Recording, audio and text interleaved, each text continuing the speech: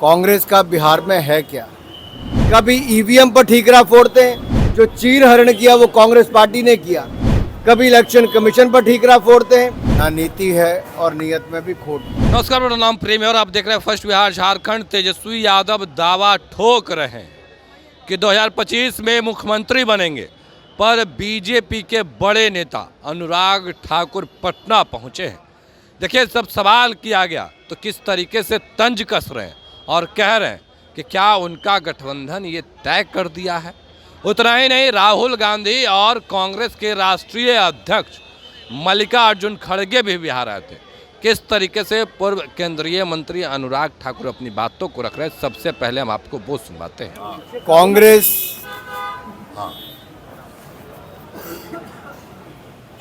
कांग्रेस का बिहार में है क्या? ना कोई नेता है, ना नीति है और नीयत में भी खोट है। और जब जब कांग्रेस ने जिन जिन का समर्थन यहाँ पे किया है, उनके आने पे बिहार में जंगल राज ही आया है। और बिहार के लोग विकास चाहते हैं और जेडीयू भाजपा की गठबंधन की सरकार ने और एनडीए की सरकार ने लगातार बिहार में जो शानदार काम किया है, हज़ारों करोड़ रुपए के निवेश के साथ केंद्र और राज्य की सरकारों ने बिहार को नई ऊंचाइयों पर ले जाने का काम कर रहे हैं। और अगले 5 वर्ष भी बिहार के लिए महत्वपूर्ण होंगे, क्योंकि जिस तरह से यहाँ पर सड़क, रेल, शिक्षा, स्वास्थ्य, अन्य क्षेत्रों में काम हुआ है, वो अपने आप में सराहनीय है।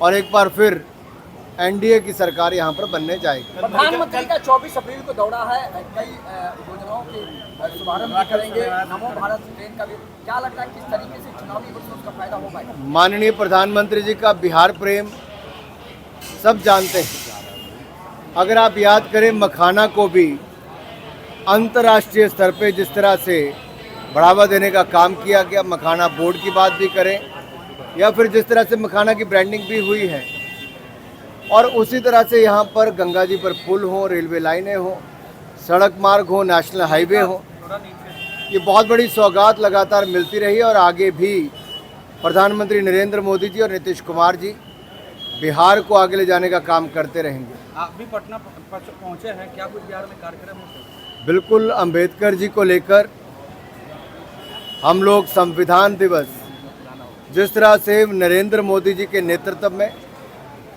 125वीं जयंती 120 देशों में मनाई गई थी, और यहीं पर डॉक्टर भीमराव अंबेडकर जी के पंच तीर्थ बनाकर भी उनको सही सम्मान देने का काम किया। तो भारतीय जनता पार्टी ने, भारतीय जनता पार्टी के समर्थन से ही डॉक्टर भीमराव अंबेडकर जी को जहां एक और भारत रत्न, दूसरी और पार्लियामेंट में भी तेल चित्र उनके नाम पर उनका लगा, तो सेंट्रल हॉल में लगा, संविधान कक्ष में लगा। लेकिन दूसरी ओर कांग्रेस है, जिन्होंने 2012 में नेहरू जी को कोड़े मारते हुए अंबेडकर जी को दिखाया था एनसीईआरटी की किताबों में। कांग्रेस को माफ़ी मांगनी चाहिए अंबेडकर जी से, अनुसूचित जाति समुदाय से, क्योंकि एनसीईआरटी की किताबों में जिस तरह से नेहरू जी को कोड़े मारते हुए दिखाया था, ये कांग्रेस की सोच दिखती है कि कैसे वो दलित विरोधी है, अंबेडकर विरोधी है।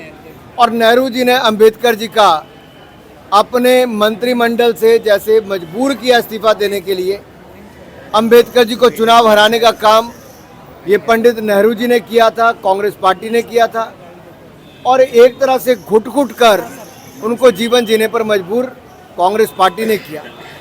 लेकिन सही मायने में अंबेडकर जी को सम्मान दिया तो भारतीय जनता पार्टी ने और नरेंद्र मोदी जी की सरकार ने। राहुल गांधी बोस्टन में है सर, वहाँ उन्होंने फिर से एक बार इलेक्शन कमीशन के कॉम्प्रोमाइज होने का बात किया है, महाराष्ट्र की वोटिंग का हवाला दिया है सर, कैसे देखते हैं इसको? दुनिया भर में भारत को बदनाम करने का काम कांग्रेस पार्टी और उनके युवराज करते हैं। जिस पार्टी ने 60 साल देश में राज किया हो, वो जब चुनाव हारना शुरू करे तो उस पर चिंतन नहीं करती, विचार विमर्श नहीं करती, उस पे क्या बदलाव चाहिए, जनता ने उनको क्यों नकारा, उस पार्टी में आंतरिक लोकतंत्र खत्म हो चुका है। कांग्रेस में एक परिवार तक सीमित होकर रह गई और उस परिवार के सदस्य भारत को बदनाम और भारत की संवैधानिक संस्थाओं को बदनाम करने का काम दुनिया भर में जाकर करते हैं। कभी ईवीएम पर ठीकरा फोड़ते हैं, कभी इलेक्शन कमीशन पर ठीकरा फोड़ते हैं, कभी भारत की लोकतंत्रीय प्रणाली पर ठीकरा फोड़ते हैं। और ये वो लोग हैं जिनके परिवार की 3-3 पीढ़ियां प्रधानमंत्री रही और चौथी पीढ़ी ने रिमोट कंट्रोल से सरकार को चलाया है। पश्चिम बंगाल में जिस तरीके से घटना घटी, मिथुन चक्रवर्ती ने कहा है कि वहाँ राष्ट्रपति शासन लागू कर देना चाहिए। मैं बिहार के बाद शाम को बंगाल ही जा रहा हूँ, बंगाल पर वहाँ पे टिप्पणी करूँगा। निशिकांत दुबे ने जिस तरीके से कहा है, भारतीय जनता पार्टी के राष्ट्रीय अध्यक्ष श्रीमान जगत प्रकाश नड्डा जी ने बड़ा स्पष्ट किया है कि भारतीय जनता पार्टी भारतीय न्याय प्रक्रिया में, न्यायालयों में विश्वास रखती है, उनका मान सम्मान करती है और आज तक करती रही है। ये कोई पहला उदाहरण नहीं है, ऐसे अनेकों उदाहरण हैं लगातार। जब कांग्रेस नेहरू जी के समय आमने सामने हो गई थी जुडिशरी के, इंदिरा गांधी जी ने जो इमरजेंसी लगाकर भारत के लोकतंत्र को तार तार किया, वो काला अध्याय था। बाबा साहब अंबेडकर के संविधान का जो चीरहरण किया वो कांग्रेस पार्टी ने किया, बहुत सारे संशोधन लाकर भी किया। कार्यकाल 5 साल से 6 साल जो लोकसभा का किया वो इंदिरा जी के समय हुआ। इमरजेंसी लगाने का काम किया और जजेस के घरों के बिजली के कनेक्शन और पानी के कनेक्शन काट दिए गए, ये कांग्रेस के समय हुए। और कांग्रेस का हाल हुआ है कि 9 से चूहे खाकर अब बिल्ली हज को चली। कर दिया है क्या? ये वो गठबंधन है जो निर्णय नहीं कर पाता, ये वो गठबंधन है जिसकी विचारधारा एक जैसी नहीं है, जिनके पास, जैसे मैंने पहले कहा, ना नीति एक है, नीयत में भी खोट है और नेता पर प्रश्न चिन्ह बना हुआ है। तो अभी आप पूर्व केंद्रीय मंत्री अनुराग ठाकुर को सुन रहे थे, तमाम मुद्दे को लेकर क्या कुछ कहा उन्होंने, आपने सुना है किस तरीके से नेता प्रतिपक्ष तेजस्वी यादव हो या फिर राहुल गांधी हो, तमाम लोगों पर तंज कस रहे थे।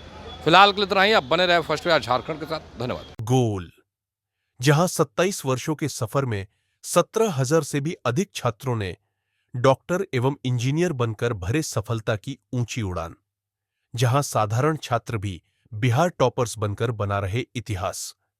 दूरदर्शी शिक्षाविद श्री बिपिन सिंह के मार्गदर्शन में मेडिकल एवं इंजीनियरिंग के लाखों छात्रों के लिए आशा की किरण के रूप में गोल, द रिजल्ट फैक्ट्री।